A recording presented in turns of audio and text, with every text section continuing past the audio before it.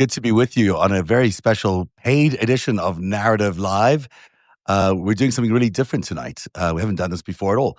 You know, for several months, I've been telling you about the investigation called The Greatest Heist. We've been looking at how Donald Trump and Jeffrey Epstein became part of the same network that ultimately might have led, I believe did lead, to the largest criminal conspiracy in modern history.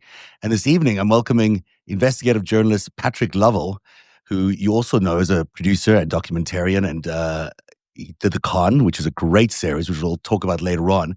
And Patrick is here to basically walk us through the first 10 chapters of The Greatest Heist. I've done the first 10, and then we've taken a little bit of a pause because there's another 16 coming. And Patrick is going to explore, what I found out from me. So I'm going to let him take over. Patrick, I've never done this. I feel very nervous about it, but I know you can do this. So I'll let you take control and ask me anything you want, and to take control of the whole show. And I want to thank everyone for joining us today as well. We've got your chats up here, so we'll definitely answer your questions as they happen.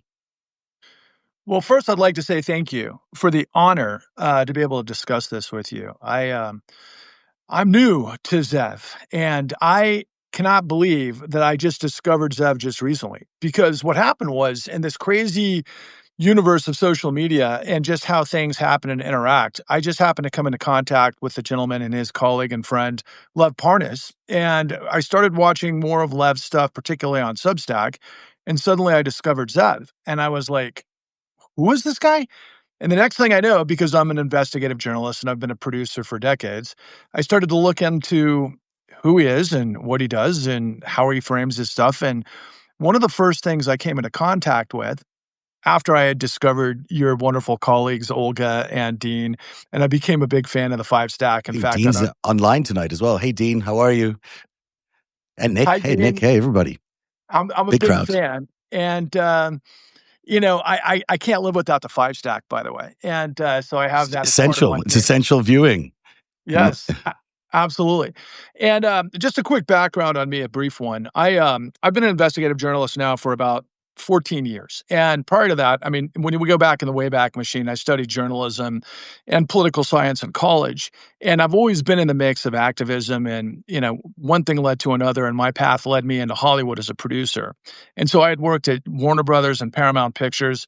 I have a funny side story, if we can get to it later, about what I think may have been President Clinton on the island, quite frankly, but that's another story. But as I don't know, fate would have it, so to speak, because just where my mind was after the 2008 great financial crisis, I was sort of forced into learning a lot more about the world than I had ever anticipated.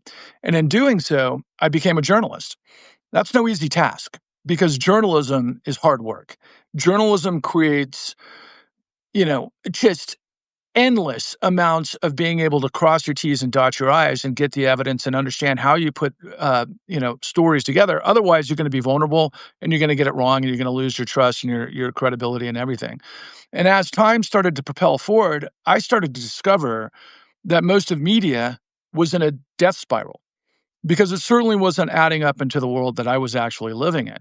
And so as my journey started to unfold, I went on literally a 13-year odyssey, of which I'm nearing the end of, which led me on my own path to what I thought was the greatest heist in history. And so when I saw Zev make that bold proclamation, I thought to myself, come on, who's this guy and what does he know? Next thing I know, I found myself drawn into his narrative Substack page, and I discovered The Greatest Heist. And when I started to read it, I couldn't stop. I felt like I was like a teenager reading some of my favorite, CIA or intelligence books by authors like Robert Ludlum, which was, of course, The Bourne Identity, and then, of course, Tom Clancy. And I grew up with those sorts of books, and I understood the whole scenario. But when I started to discover your stories, I couldn't believe what I was reading. First and foremost, it started to, I would say, fit the pieces of the puzzle of questions that I had into my story. And suddenly I was like, oh my God, why hasn't somebody done this before? Which was a stupid question, because it's the truth. Nobody wants to do a story of global racketeering at the highest levels involving some of the most salacious things that anybody could ever possibly imagine because that's not good for business. I discovered that the hard way, and Me of too. course, this has brought us together. And Yeah. so on that note, I just wanna kinda launch into some of the questions that have been percolating in my mind as we explore the first 10 chapters of this incredible, incredible storyline, and it is mind-blowing to think that you've got another 16 chapters coming down the pike. So without further ado, I'd just like to ask you, Zev, look, you're making a bold claim. You're making a claim that this was the largest criminal conspiracy in modern history. And what evidence in the first 10 chapters convinced you that this wasn't just parallel corruption, but a coordinated heist? It's a really good question. Thank you for that incredibly nice introduction, Patrick. It's really terrific, and I know it's heartfelt, and that makes it even better. But also, I should mention that your work on the con and others has dovetails with what I've been finding out for the greatest heist. So it's always great as an investigative journalist when you find someone else who's doing similar work but from a different perspective, and it all matches. Because whenever things match, well, it's more likely to be true if people are looking at the same thing from different perspectives. So that's terrific, and I'm so thankful that we discovered each other. For me, the whole thing crystallized around 1981, which is, I discovered that Adnan Khashoggi, who had been this incredible figure in the world at the time, he was this high flying arms trader. He had this yacht. He was like a James Bond character. Um, and I discovered that he was connected to both Jeffrey Epstein and to Donald Trump at around the same time.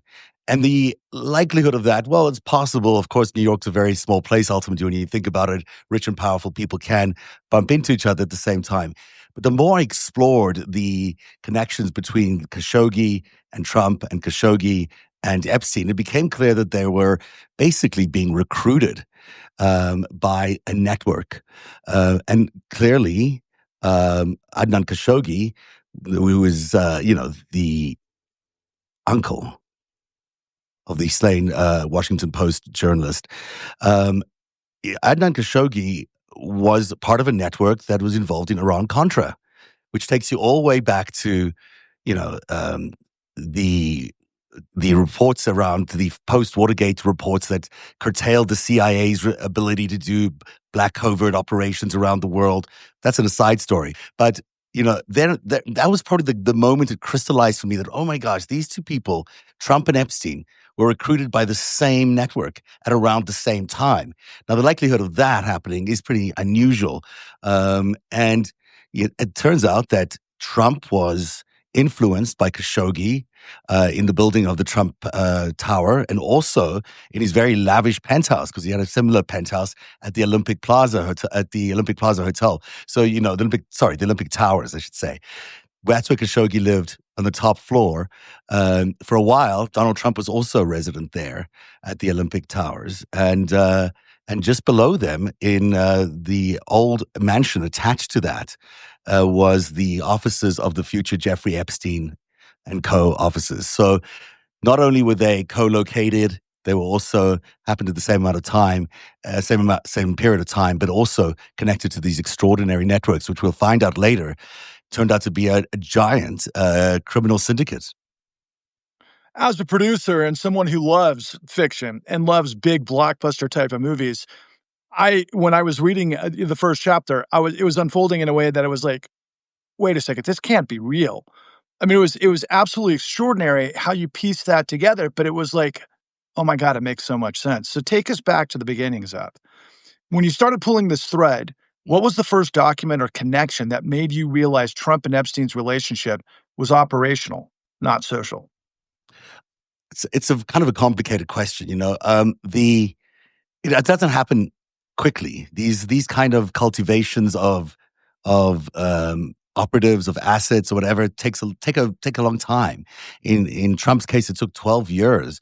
And what happened, this is Craig Unger's work. He put out in his book, House of Trump, I think, in 1984, that David Bogatine, who was a connection to Semyon Mogilevich, the famed Russian mobster. Well, David Bogatine in 1984 walked into Trump Tower and spent $6 million in cash to buy 5 condos. Donald Trump was even there to see the suitcase of cash come in and made sure that the right amount was there. So then he could go and send it off to the bank. He offered Bogatin he offered his client, he's a lawyer, and Bogatin a limo ride to the bank so they could deposit the thing together. But that's the start of it. They started off by buying just condos in Donald Trump's towers. It again was influenced by Khashoggi. The Khashoggi had introduced at the Olympic Tower, which wasn't his thing, but he was a purchaser of it, that you could buy condos through LLCs. You didn't have to buy it the old-fashioned way. You could actually get a numbered company. And Trump liked that idea, and he adopted it for the Trump Tower. And David Bogatin was one of the first users of that LLC loophole, if you will. And that's how the Russian mob, under Semyon Mogilevich, had its first connection to Donald Trump. And the other thing that made the first time I found this piece of information out way back when was then that name is so familiar now because he's a top 10 FBI most wanted person. But Mogilevich was also a business partner of Robert Maxwell. And when you put those two things together, that he was a business part of Robert Maxwell. We know Robert Maxwell, the father of Ghislaine Maxwell. Well, he was a KGB spy. We pretty much know that. We know MI6 was another one that he was spied for. We know the Israelis are who he spied for as well.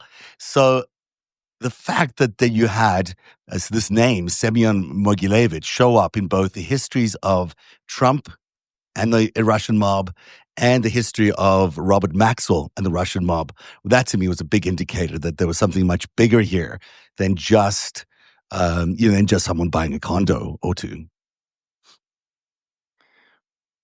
And as you reveal the twisted mechanisms that would put all of those types of players in the same space is almost unbelievable. But yet, when you throw in money, power, and of course, what ultimately becomes the questions we're all asking at the moment, it starts to crystallize. And I wondered, when you've traced Epstein's transformation from math teacher to the financial operative that he became, who made that transformation possible? And what intelligence services show up in the evidence trail? Well, this is so interesting. The case of Robert Maxwell's interest in Jeffrey Epstein is fascinating to me because Robert Maxwell was a world away from Jeffrey Epstein. He had no reason to really know Jeffrey Epstein. But Epstein got hired by a man named Douglas Leese, who was an MI6 operative. There was a period of time where Epstein disappeared out of America and went into Europe. And that's when he was working for this man named Douglas Leese. And Douglas Leese was also working with Robert Maxwell on various sorts of arms trading. Leese is a well-known arms trader in the UK, connected to, amongst other people, Mark Thatcher, but also Prince Andrew. So it's interesting that at that point, it appeared like Epstein was working for an associate of Maxwell as Maxwell was doing the Iran-Contra arms deals, which Khashoggi was also involved with. And then I found out from Steve Hoffenberg, who was a business partner of Jeffrey Epstein, that that Maxwell had met Hoffenberg that Maxwell had met Epstein in the 1980s, much earlier than previously anticipated, and that Epstein was learning how to be a international arms trader from Leese and from Maxwell, learning under the great minds, as it were, on how to do all this kind of stuff, the money laundering that it required and the hiding of money so they could be untraced when you bought all these arms. And that's how we get to the point where, you got Robert Maxwell is changing the life of Jeffrey Epstein, but it was really done as well through Douglas Leese. And there's a great anecdote Ari Ben Menashe told me about meeting Jeffrey Epstein in London in the early 80s. And he was introduced to Jeffrey Epstein by Robert Maxwell. And he was told by Robert Maxwell that he wanted Jeffrey Epstein to work with them on the Iran-Contra scandal, or the Iran-Contra arms smuggling, I should say. And that Ari Ben Menashe said, no, I don't want that. I don't want him working with our team. But Robert Maxwell said, well, he's already been approved by the bosses, meaning that Robert Maxwell had gotten approval from the Israeli military intelligence, or Mossad, but I believe it's Israeli military intelligence, to hire Jeffrey Epstein at that time. So potentially we're looking at Jeffrey Epstein working for the Israelis from the early 80s. Well, it really begs a lot of questions, to go a little bit, I don't know, from this position, kind of drawing into the next question though. But I am, you know, more curious than ever, given that statement, how we go from, the sorts of things that come out of the Dalton School, and then we go into, of course, Bear Stearns without a business degree and everything that starts to shape up from there, which is Yeah. just peculiar to say the least, except for what you just said. You just said Maxwell said he had been proved by the brass. Mhm. Okay, who's the brass? So, for example, I'm just gonna, ask this quick question. I'm not looking for an answer, Yeah. but I just happened to be reminded when he said that. I was watching Steve Miller on the, CNN yesterday when Yeah. he was going off about, I'm trying to, just basically pure power by the Trump Oh, yeah. The administration. Insurrection Act and yada, yada. Right, Yes. and then suddenly he stopped stone cold, right? I mean, it was the most you and I are both Plenary in the powers. business. Yes. Right, the Yeah. plenary powers, and Yeah. he stops cold turkey, and he's got, like, literally like a deer in the headlights. I'm wondering who's in his ear. I know it Someone, could be right? there's I'm someone wondering who's in who his ear. and that brings us, the idea the compromat operation is, central to the investigation. So how did they identify the targets, and what made the leverage they created so durable over the decade? Maybe I should spend a little more time actually answering some of the questions that were embedded in your comments over there, because it is interesting that he's a math teacher who's not very good at math, but who gets hired at the Dalton School, but then is introduced to Ace Greenberg and immediately hired by Ace Greenberg to go and work at Bear Stearns. Now, that is remarkable for any math teacher. That's not how it normally happens. But let's say in this case, Ace Greenberg was a champion of young minds that he liked. Um, but who was also there at Bear Stearns at the same time as one of their biggest clients and a close friend of Ace Greenberg was Robert Maxwell. So, when you look at that connection, well, that's really interesting that he met Robert Maxwell, probably, according to at least one letter in his 50th birthday book, that they met in as early as the 1970s, perhaps. Well before he even got to work with him in the UK on these arms deals. And that is an interesting thing to look at, because he doesn't actually ever leave the Ace Greenberg orbit. Um, Jeffrey Epstein stays in the Ace Greenberg orbit all the way through to 2008. And we'll get to that later on. But it's really interesting that he doesn't actually leave. And of course, the other person that was in the Ace Greenberg orbit was none other than President Donald Trump. Well, not then president, but then he was just Donald Trump. He was his broker and his number one call guy if he needed anything done in terms of selling stocks or raising money. In fact, a lot of the money that was raised for the Trump casinos came out of Bear Stearns. So again, you got these three men. That's possible. It's coincidence. It's also more likely that it's not coincidence that these three men landed up connected to Bear Stearns and Ace Greenberg at around the same time. Okay, it's not interesting, it's like nuclear brain emoji, right? Yeah. Robert Maxwell is doing business with Ace Greenberg, legendary, trader Ace Greenberg, and all of the other elements that will, come, to reveal themselves throughout this unbelievable work. But look, and Trump was a client at that time. It's just mind-blowing because, when you think of Trump's financial vulnerabilities back in Mm. the '80s and the '90s, they're well documented, of course, but how would those debts to foreign actors become actual operational control? Said another way, when does debt become conspiracy? You know, it's interesting. During the 90s, and we'll talk about the blackmail in just a bit as well, but during the 90s, we all recall how many times Donald Trump was bankrupt. He kept like, every time I turned on the news way back then, it was like, oh, he's bankrupt again. And each time he was able to bounce back on his feet again. And it's just a stunning display of resilience against everything by becoming bankrupt. Of course, he wasn't really becoming bankrupt. He was staging bankruptcies because he figured out that he could extract money from his businesses by declaring bankruptcy and then restarting again. He'd be able to, start a business, leverage it to the hilt, crash it into the ground, but having stolen some of the money, extracting some of the money. Your good friend William K. Black calls it control fraud. And what happens is he did this over and over and over again. Now, the 96 one is particularly interesting.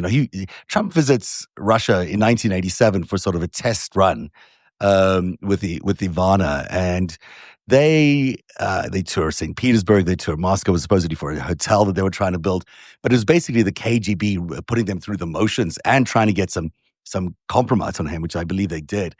Um, but in 1996, he comes back there, having just finished bankrupting his casinos. He had 3 casinos fail in a row. He had no money. He was $100 million in debt.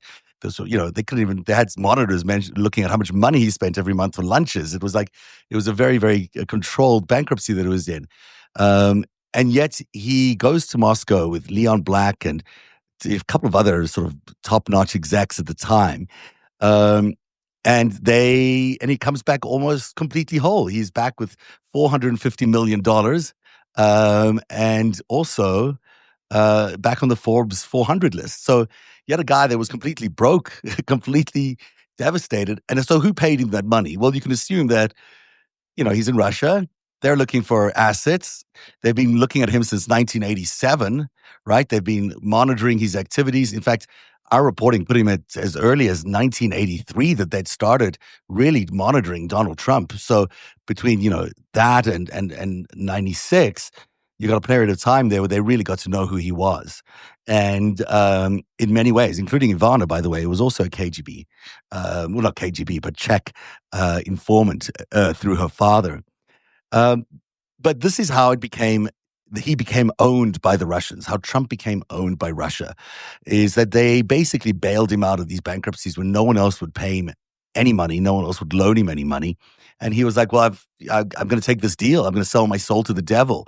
And he did. He sold to the devil. So when people say, what does Vladimir Putin or Russia have on Donald Trump? It's everything. It's everything. They own him.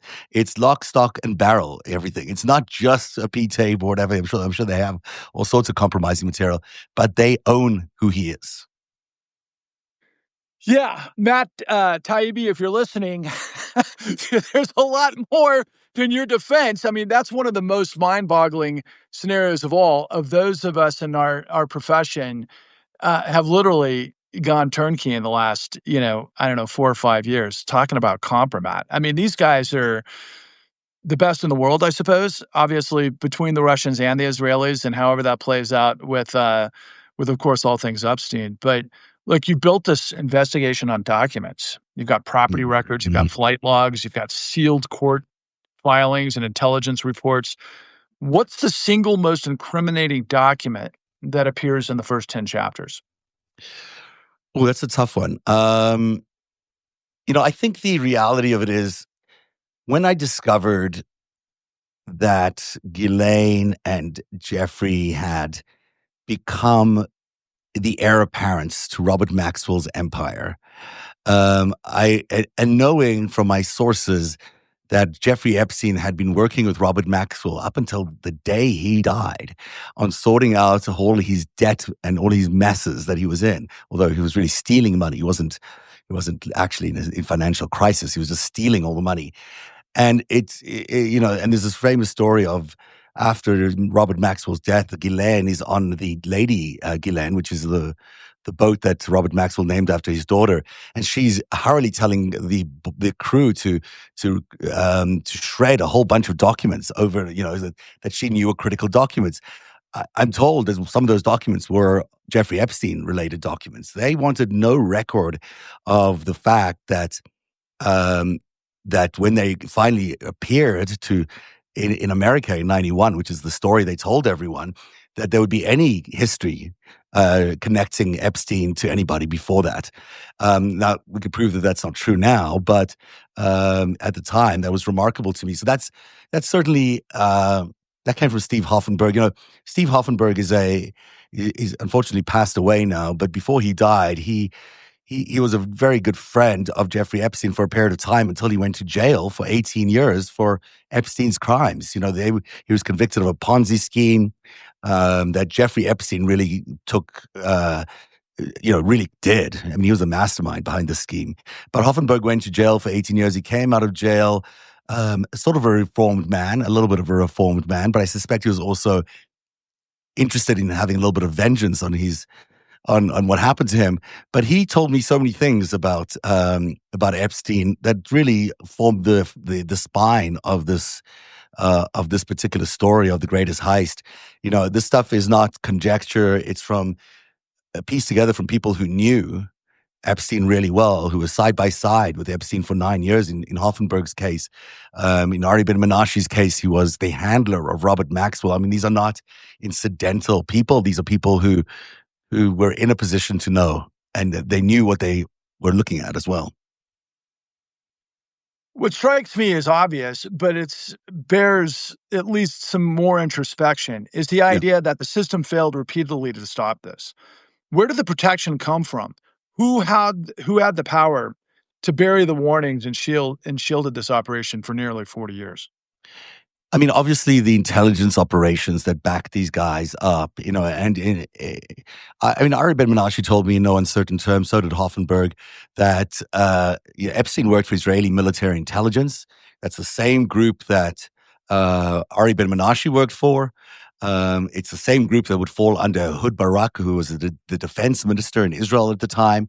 All of that is just makes sense. Ehud Barak was connected to Jeffrey Epstein on a regular basis. So you know that the Israelis were heavily involved in running the Epstein operation. But they were also working with the Russians. They have a long history of connecting between the KGB and then successor agencies and the Israeli military intelligence and Mossad. They have a long history of connecting with each other, and they work together on various things. Now, in this case, the reason they're connected is because the mob, the Soviet, Russian, Israeli mob, is really what's driving all of these events. It's after when the refusing program happened in the 1980s. A lot of Jews, in particular, but other people were allowed to leave the Soviet Union for the first time and move into the United States. That is when a lot of intelligence assets and a lot of mob figures found their way out of Soviet Union and into Brighton Beach. And you sort of know that that's where the start of this Israeli-Russian mob that we know today that is so powerful, that's when they sort of got their beginning in the United States. They rolled up the Italians after that, and then, they became quite powerful figures. And that's where we get to today. The connection between them and Epstein is obvious, and the connection between Trump and them is pretty obvious, and we can see that all the time through today. So that's where the protection comes from. Also from the CIA, I suspect. The CIA's role with Jeffrey Epstein, we just don't know about enough.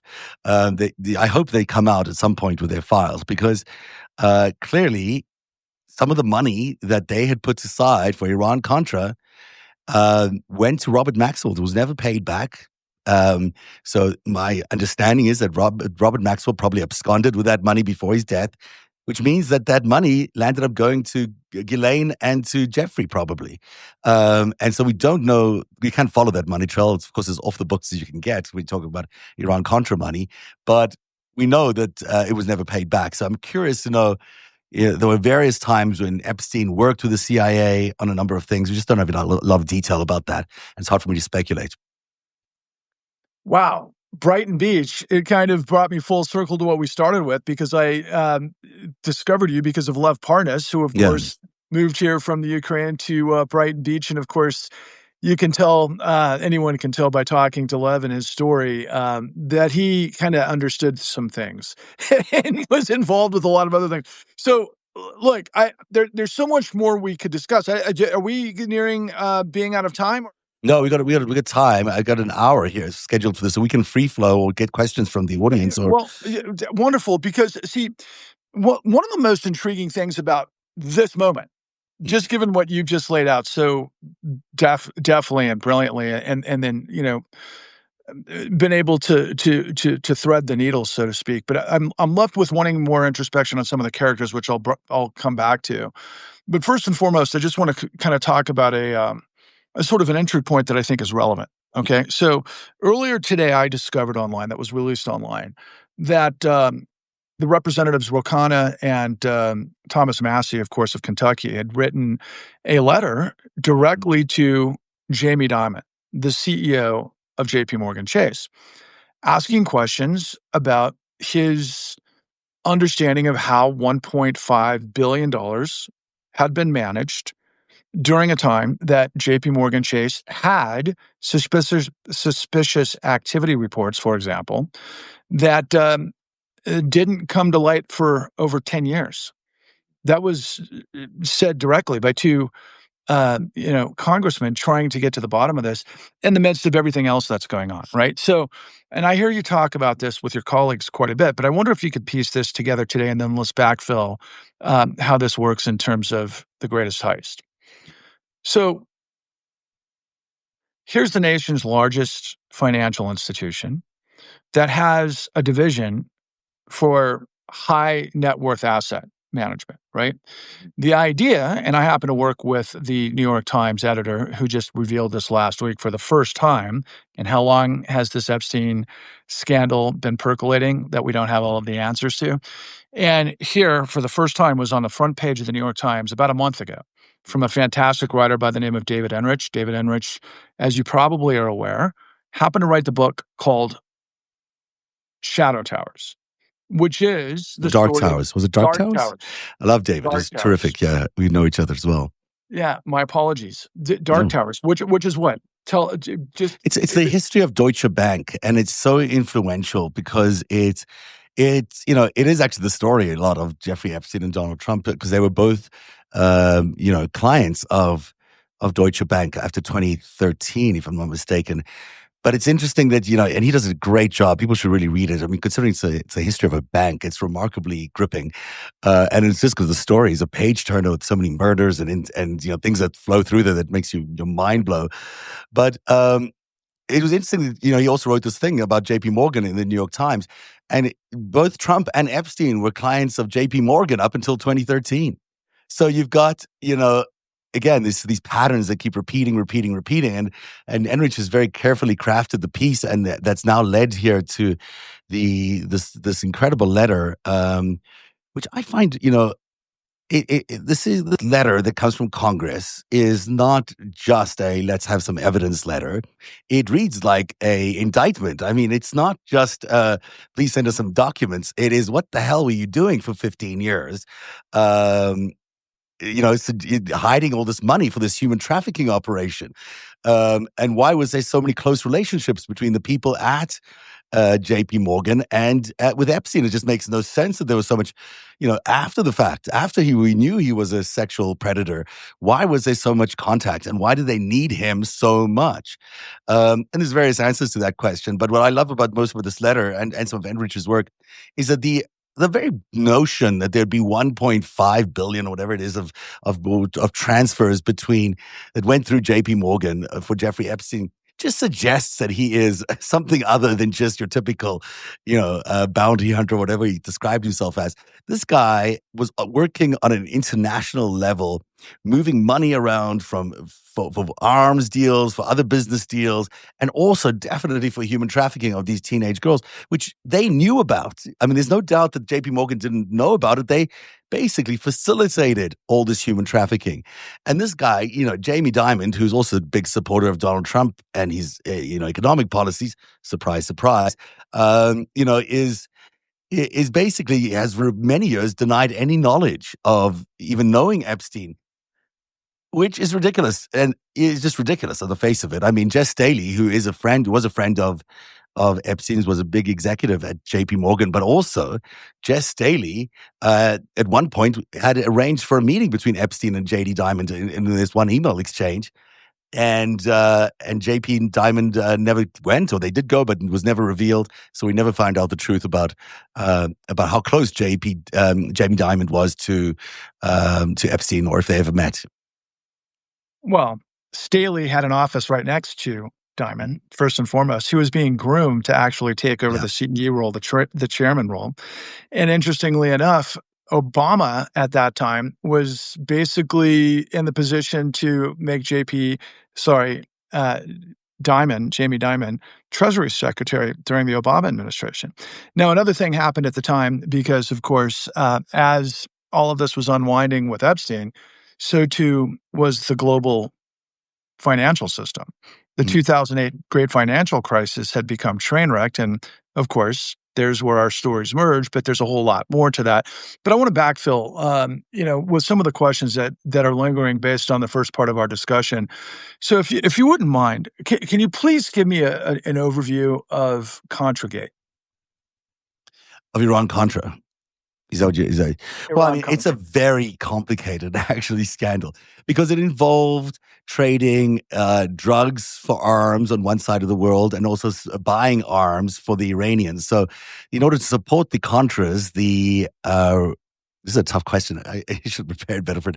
President Reagan and his administration had authorized that they could take the money that they were getting from selling arms in Iran in order to pay. I might be getting this wrong, actually, and I apologize because um, the the arms for drugs situation happened because they were basically being paid for the arms sent to the Contras by drug deals that they were sending into the United States. They were getting drugs from Nicaragua and into the United States, and then they were sending arms back to arm the Contras. And in the Iran part of it, it was Robert Maxwell, who was, associated then with Khashoggi and Jeffrey Epstein, working with Ari Ben Menashe out of London to sell arms illegally to the Iranians because they were concerned about Iraq's exposure to that zone. But all of this was not allowed. So they were trying to find ways of hiding this through covert operations. And that's why it was a scandal, because when it was finally revealed, we found out the president was doing a lot of things he shouldn't have done.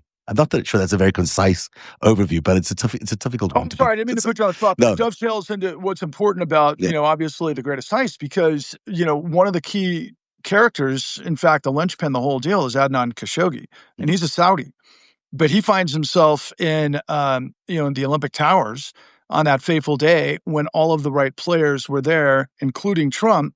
That seems to be the initial domino to something that would last, as we've discussed, 40 years in a way that just seemingly got deeper and deeper and deeper with these characters. Do you want to start with Adnan Khashoggi and yeah. kind Look, of I think there's such a it's what you're pointing to is this giant conspiracy that this book is really all about.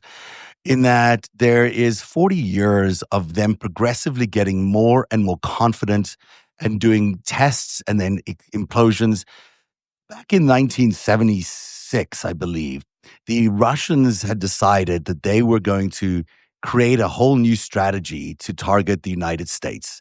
The Soviet Union had decided they were going to do it through economic warfare. They were going to bring down the United States through economic warfare. can you And pause for 1 second? Can yeah, you pause for 1 second? yeah, Okay.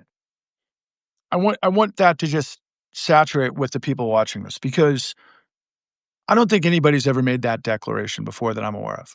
At least not publicly, not in a meaningful way. Maybe I'm sure in certain high think tanks and everybody else who understands geopolitics and the history and all of these elements that you actually provide incredible detail in The Greatest Heist, which is what gripped me from the moment that I started to do the page turner.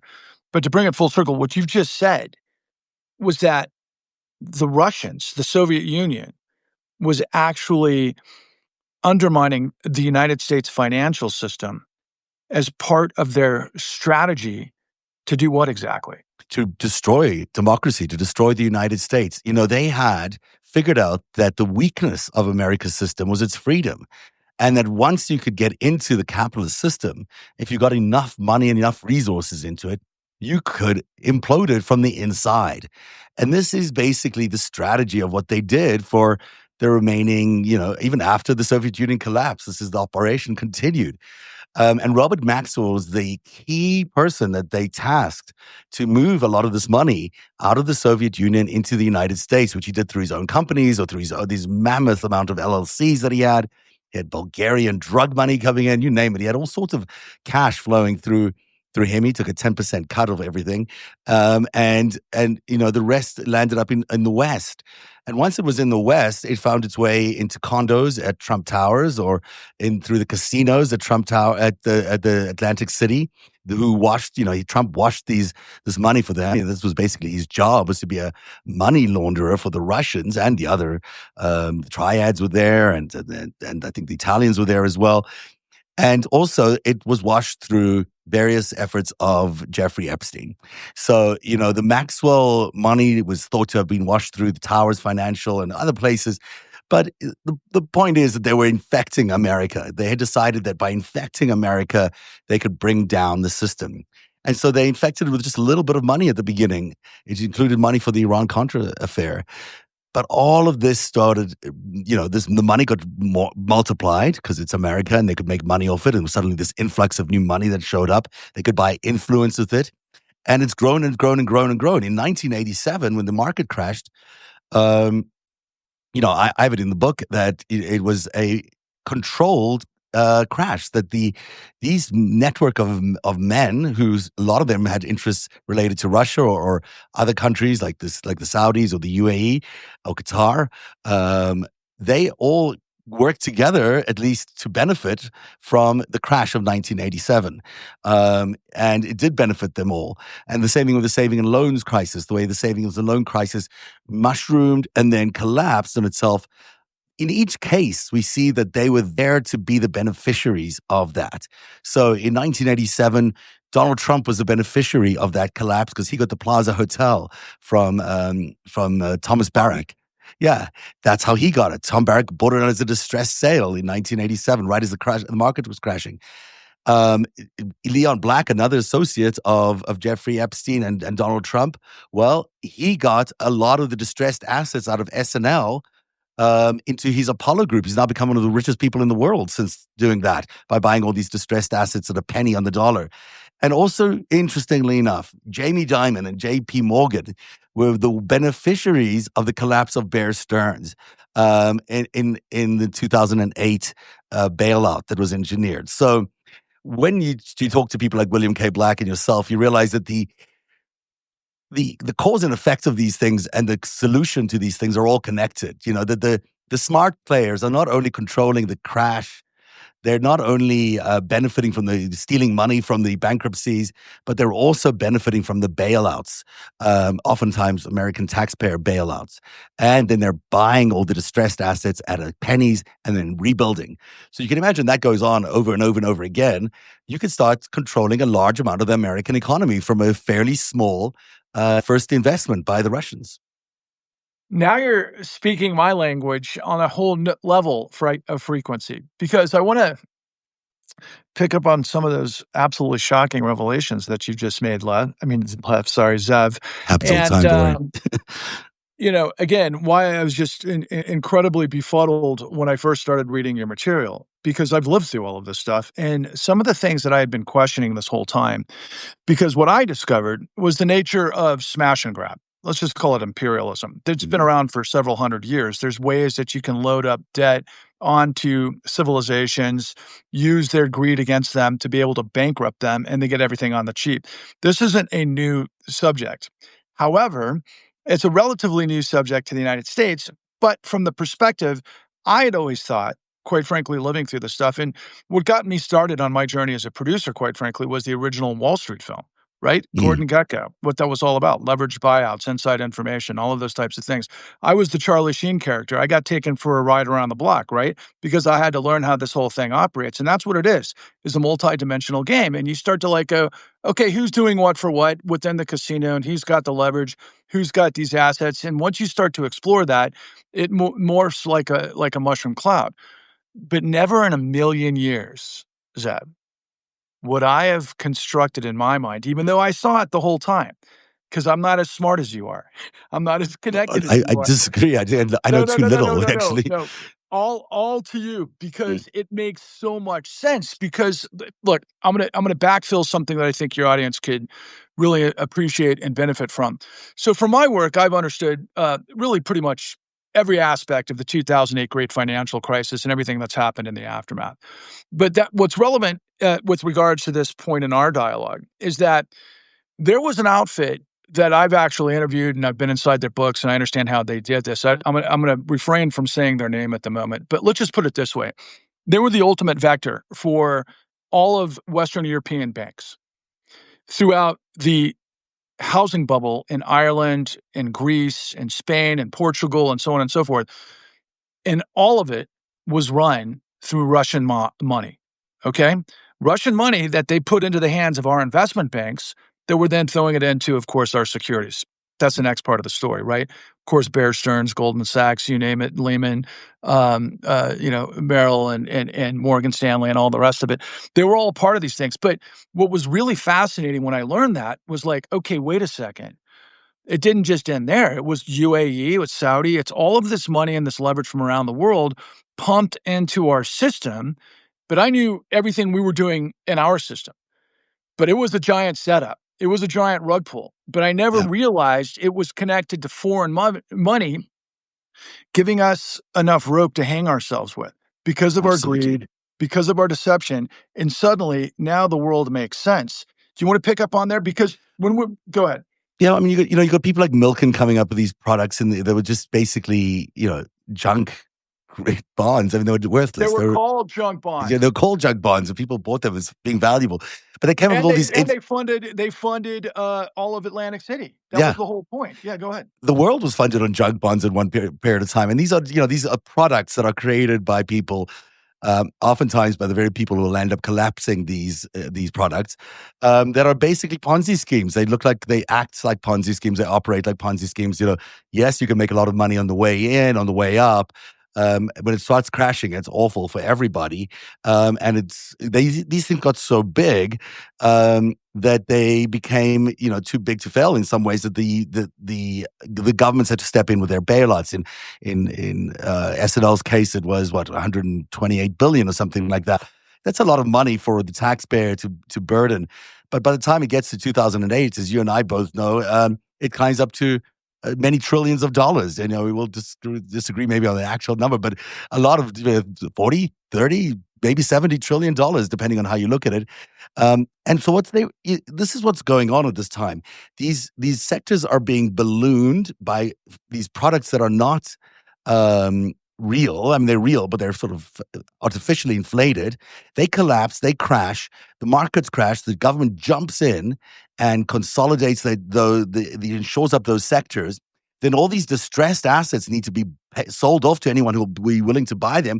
The people willing to buy them a lot of the time are foreigners, right? They're foreign sovereign funds, and if you will.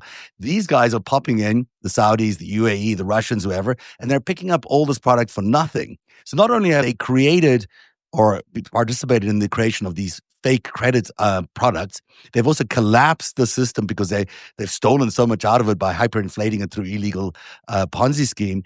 And then they've got the bailout that's coming in. So many of them benefit from the bailout. And then they buy the distressed assets. I mean, it is such a scheme that it blows the mind away. And if you do that repeatedly, how do you get from 128 billion, which was the first bailout amount, to the $40 trillion or whatever it is that happened in 2008? That's a significant exponential increase of an amount of money. And that's how they did it. Each time they got richer and richer. Well, it was actually the bailout is 33 trillion in Mm. 2009. Yeah. However, and that comes from my sources at the Levy Institute, and I've done a lot of research. This isn't hyperbole. Yeah, This yeah. is I think you're right. the I think best you're right. research it is. But then we had the quantitative easing, which is another 16 trillion. That takes us to 49 trillion. And unbeknownst to everybody, we had another run in 2019 based on a repo run through SoftBank in Japan, where we had to funnel another 19 trillion in emergency loans. And that was before COVID. So that's 71 trillion Yeah. before COVID. But let me circle back because it was a $41 trillion hit to the actual GDP. That's where those figures come in. It was just, it just, everything came to a grinding halt. But I want to kind of, set you up for this because I think this is what's so remarkable about the information that you brought to me in your work, right? And some of the dialogue that I'd heard you talk about, particularly as it relates to Epstein and Bear Stearns. Before I hop into that, though, I do want to just say one thing about J.P. Morgan Chase. As it turns out, Jamie Dimon was working with. I'm trying to think. I think it was Les Wexner. They had created a separate airline for the CIA in intelligence out of Columbus, Ohio. Yeah. So that's another story, just kind of superfluously. It's not disconnected because, of course, Jeffrey Epstein was probably involved in that. Right. Yeah. So, yeah, it's not disconnected at all. Well, I don't have the evidence. I'm just saying to Yeah. me, it just seems in the park, right? But But where I'm going with this, because you had mentioned it earlier in terms of, okay, again, the notion of smash and grab capitalism, i.e., imperialism, has been a thing for centuries. I mean, that's what all the empires have done, the entirety. I mean, that's what the East India Trading Company did. That's primarily why we busted out, quite frankly, if you want to know the truth. Yeah. That's why the Americans busted out. So, but when you get to the sophisticated instruments of the so-called financial innovation, right? That brings in the junk bonds and the savings and loan crisis and all of these different things that we've learned in terms of the securitization, the collateralized debt obligations, and so on and so forth. But one thing that I think that would be helpful to your viewers, which really closes the gap on the one question that you didn't answer in this dialogue, was the CIA. Mm. Now, I can't say the CIA was deeply involved. We can say that there has always been the shadow economy, right? There's prostitution, there's drug running, there's gun running, there's this, that, and the other. And there's the way these big time capital financial flows work. A lot of time throughout history, it landed in Switzerland, but in the recent era, obviously, we can see from, of course, the FinCEN files, which we just heard from the attorney from obviously the victims of Epstein. He said, at the floor of the steps, he's like, to the journalist, he said, "You're asking the wrong questions. You need to look inside the FinCEN CIA. file." Yeah. And FinCEN, yeah, that's right. Right. We could talk a lot about that, but I just want to bring this full circle to the FinCEN files. So these suspicious activity reports and all of these elements that just came from what we saw today from obviously Rokana and Massey, which brings another idea with John Paulson to mind, but we'll save that for another day. Yes. But in that immediate aftermath of that bailout, which pulls your theory full circle, which is what they had a guarantee, right? Meaning the Russians had a guarantee they could collapse this and they could pick everything up on the sheep and be a part of the bailouts. Now, how did they know that? I'm not sure. Although we had a thing in the 90s called the Greenspan put, that was kind of the predecessor of this. It all does begin on Black Monday in 1987, based on what you just said. That's when this whole thing starts. But when you take it full circle to the end, in 2012, there was an investigation by the Financial Crisis Inquiry Commission where they had interviewed a gentleman by the name of Raj Cohen. Raj Cohen was a general partner for a law firm, a historic law firm out of Manhattan called Sullivan and Cromwell. Mm-hmm. So some of your viewers might recall that Sullivan and Cromwell is what gave birth to the CIA. He was there, in his words, to put together basically Humpty Dumpty, which was the consortium of all of these banks we just mentioned, basically starting with Maiden Lane, which is the government bailout that becomes what we're talking about. And it was it was Sullivan and Cromwell that put the pieces together to bail everybody out in the world. Now, you riddle me this, Batman. Mm. Does that kind of scratch your head a little bit and tickle your fancy, given that kind of question? I mean, the CIA's involvement is not something I really have a firm handle on, but I can tell you this much. I can tell you that George Bush was the director of the CIA after Watergate, and as the Church Commission and the Pike Commissions were coming down, telling them that they couldn't do any more black ops around the world. He was the person who sort of set in motion the sort of covert, I think they did it out of the NSC at the time, where they created a presidential covert operation. It was under people didn't know about it. It was just a secret presidential spy organization that did a lot of contracting out to the Saudis, the Israelis. Had some contacts with the Russians, certainly, but it was more on the non-communist side of things that they developed this network that became, I think, in my mind, when you really look at that network, that is the deep state. When you look at the intersection between intelligence and organized criminal activity that has inhabited parts of the American government and other governments around the world, that it came from there. It came from this, illegally running operations on the side. And that's how you get the deep state. And that not only was Bush, of course, then the vice president and was involved in all sorts of other things around the SNL crisis and all sorts of things. But his attorney general, Bill Barr, who was, the son of the principal at Dalton who first hired Jeffrey Epstein, who was the person who landed up creating all the pardons for all the Iran-Contra people. It was the person who happened to be there when Robert Mueller was trying to tell the world that Trump-Russia was a thing. He was the guy who said, no, no, no, it wasn't a thing. I mean, Bill Barr just shows up again and again and again. By the way, covered up the Promise affair, which is another part of the story. Is Bill Barr a CIA person? Who knows? But I wouldn't dare suggest that he is. But he certainly has roots within the CIA. And during the Pike and Church commissions, he was the liaison for the Congress to the CIA when they were trying to figure out how to curtail that. So, you know, how involved is Jeffrey Epstein with the CIA? He met with Bill Burns a couple of times. I know that much.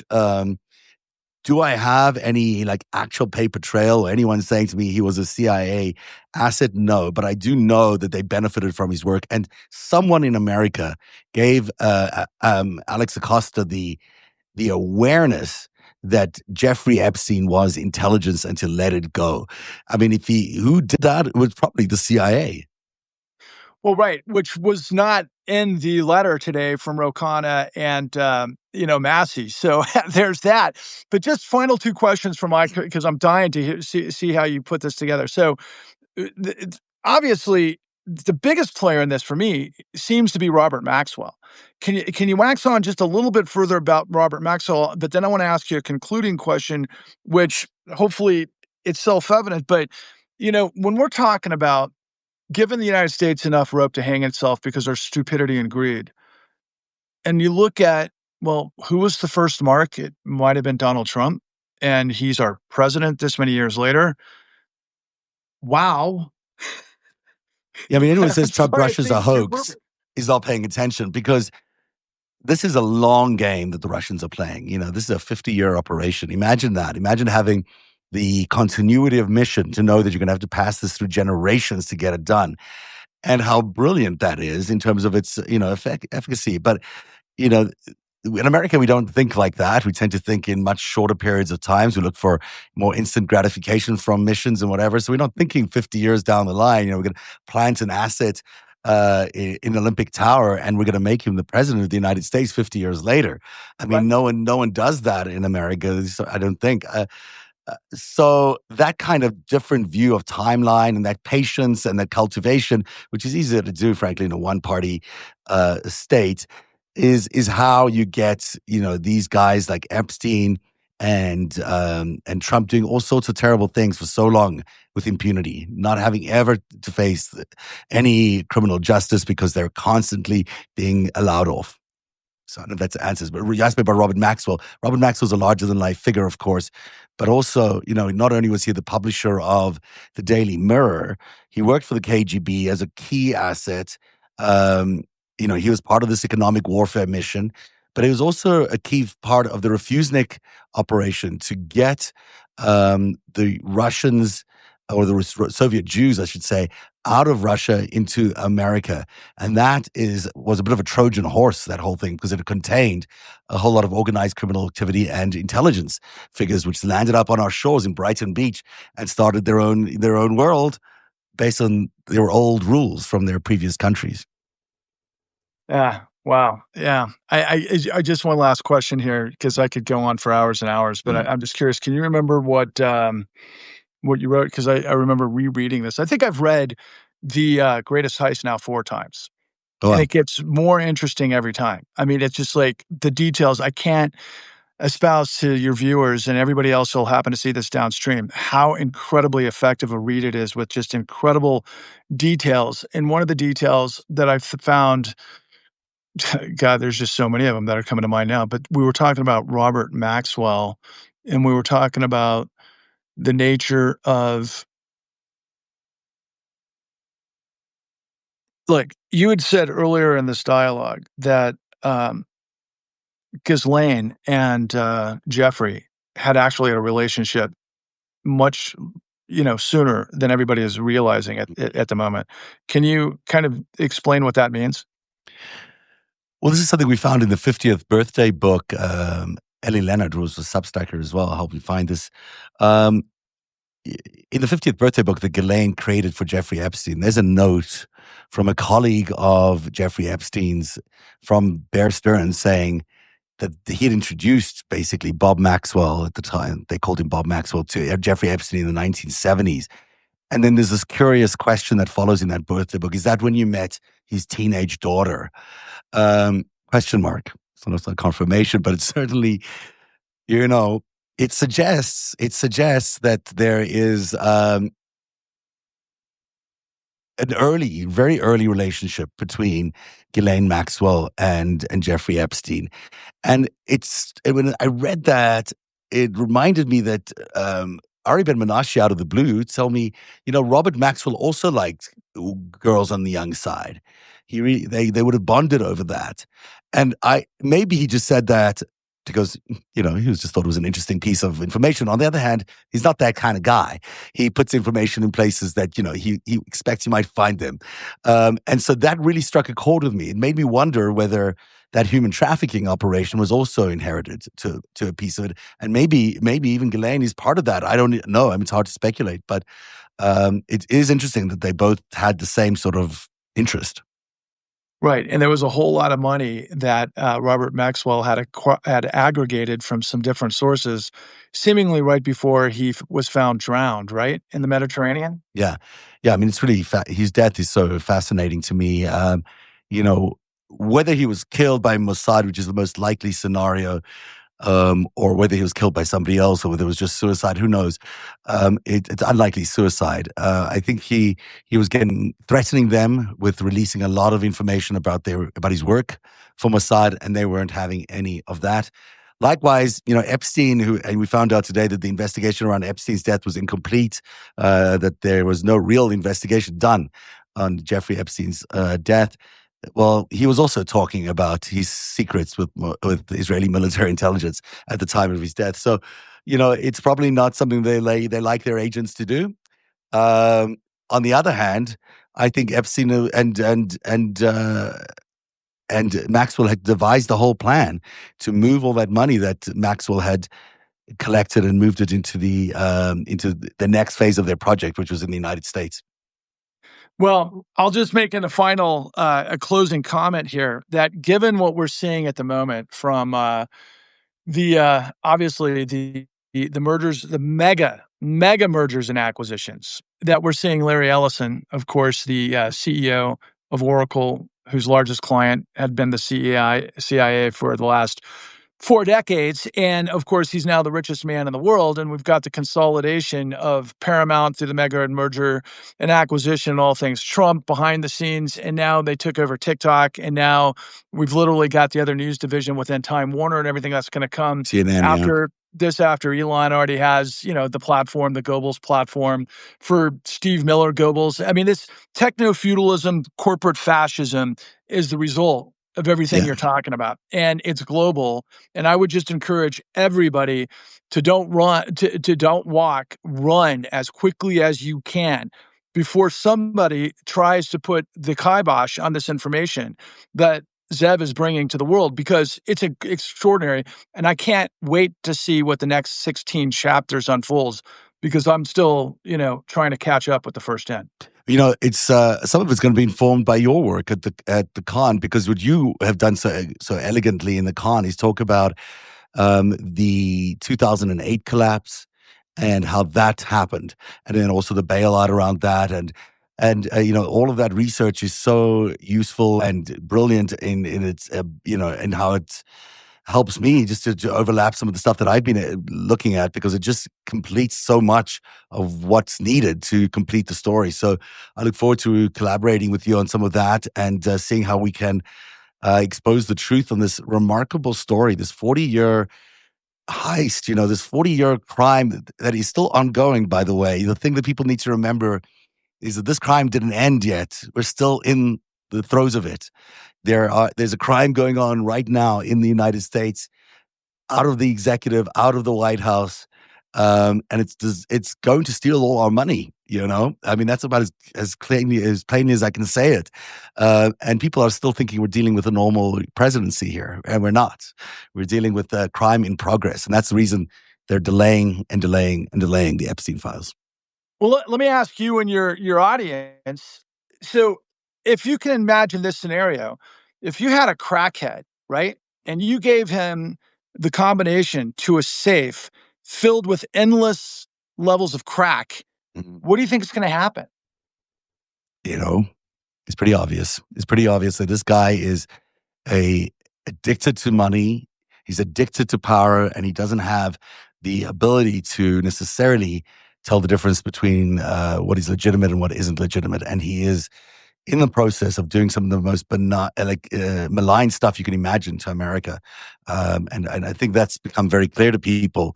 But the fact that this still is in progress, it means that we all need to act at some point rather than just let our house be robbed continuously. We need to actually act. I'll say this for my last comment.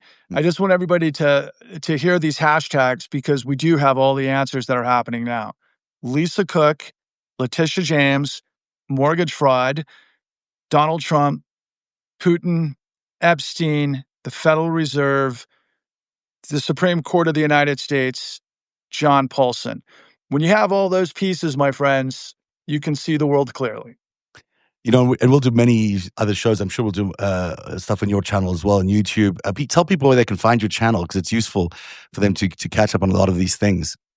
I'd love to. Thank you for the opportunity. So, first and foremost, I have a YouTube channel that you can find at Patrick Lovell. Truth Bombs the Con. It's just an ongoing experiment, but we've developed something that we're going to roll out during the No Kings rally on a national basis. That's just magnificent. Because of my work in the con that you can find at thecon.tv. And we made this available for free. It took us years and thousands of hours and millions of dollars to put together that nobody else could, quite put together. And neither could we in terms of getting out to the public. We got quashed. I've got reason to believe that we got quashed by BlackRock. There's a whole lot to that story, but we've made it available for free. And that's the blueprint. But we've also, because of all of these incredible people that you've met, one, obviously William K. Black, who I consider the Michael Jordan, or since you guys are up north, I'm going to call him the Wayne Gretzky of criminology. How's that?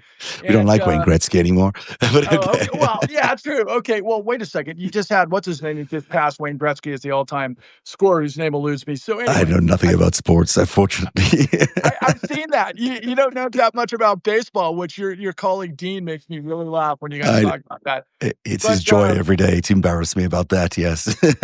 But what all of this stuff has led to, and what my shortcut is that corruption bursts and fuels fascism. And I've seen this coming a mile away, and now all of a sudden here we are, and everybody's acting as if the sky is falling because it is. We've got troops in our cities that are acting unconstitutionally while our president, what do we call him? Orange Julius, whatever that nickname has become, which is unbelievable. I always Yeah. think of him as the Joker right out of Gotham.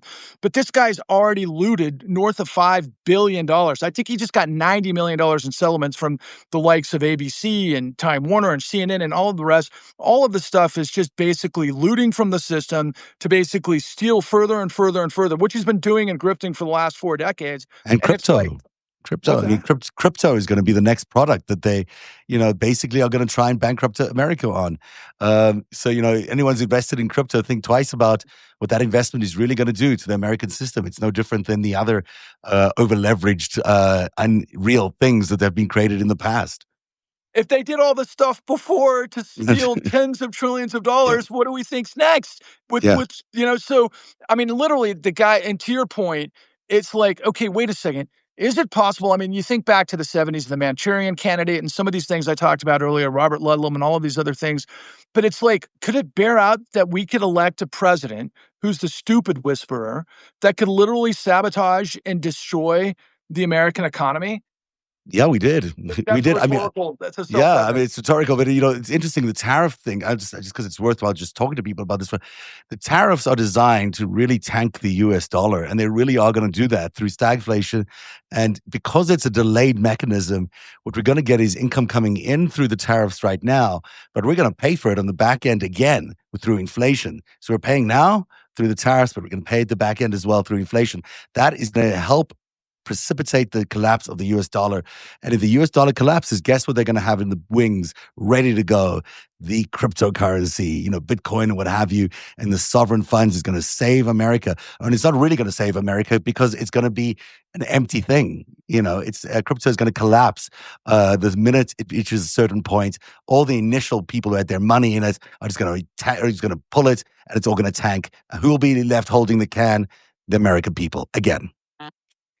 And that's all we have to say about that. We're the gift that keeps on giving. So, America, if you don't want to be played with them pissing on your head, telling you it's rain, please pay attention to what Zev's laying out for us, and hopefully me too. And it was so great to connect with you and your audience. You did such a great job. I really enjoyed this. Thank you so much for stepping in and doing this. And everyone should check out your YouTube channel and your Substack, which is as well here. Tell people is it under your name the Clean New Deal. Absolutely. Okay, the Clean New Deal. And you can also find that at thecleannewdeal.org. Please, everybody check that out. That is the solution once you get past understanding the problem. And I just want to thank everyone for showing up tonight. This is, we do these paid premium conversations for people because they go much further in depth and I really reveal a lot more. I've never had this kind of conversation publicly about the greatest heist has been about. I've never really spelt it out for people in the way we've done tonight. And I'm doing it for this special group of people that are the supporters of narrative on Substack, because you are the fuel that keeps me going. You're the fuel that allows the truth to come out. And I also want you to be the people who are telling other people about the story, because I know the difference between good quality investigative journalism and the junk you can get out there. And I know that you're supporting the right kind of reporting. So I hope you got a lot out of today's conversation. We'll do more of these as we can. And I just think that there's this truth needs to get out in a broad way quite quickly, because the crime continues until today. So, Patrick, thank you so much for being here tonight. And thank you, everybody at home, for watching Narrative. We'll see you again tomorrow. I think my first show tomorrow is at 3 with the 5 Stack. See you then.